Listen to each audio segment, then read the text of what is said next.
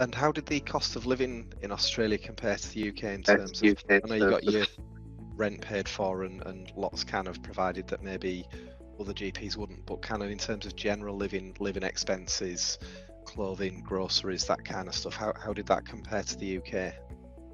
So I think I bigged it up in my mind because lots of people said Australia was really expensive. And coming from Yorkshire, going to London is expensive. So the cost of living down there is way more expensive than up here. And I didn't find Australia was that much different from London, to be honest.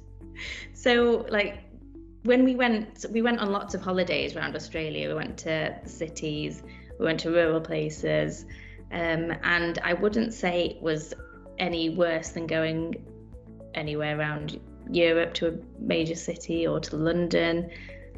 You could get really nice fancy meals that weren't ridiculously priced. But groceries are the thing that are more expensive and you're like, wow, that is a lot of money for a tomato. But then the quality of the groceries was a lot better. So like the fruit and veg taste fresher, sort of the seafood. So yeah, groceries were expensive, and I have heard things like the rental market is expensive.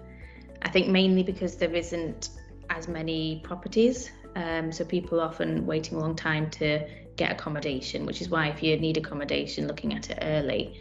Australians tend to build accommodation if they need it, particularly further away from the cities, because there isn't the sort of capacity like there is here where you can just look at a city and be able to rent something quite easily.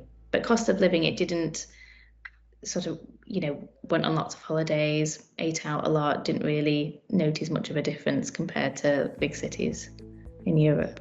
Yeah. And would you say the earning potential, would you say that bridged the gap in terms of any increased costs of living? Because obviously comparatively the earnings in Australia are comparatively better than the UK. So would you say that kind of bridged some of that gap?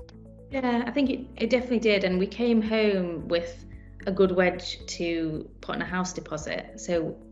And I think that was partially helped by having no costs of sort of accommodation, fuel, etc.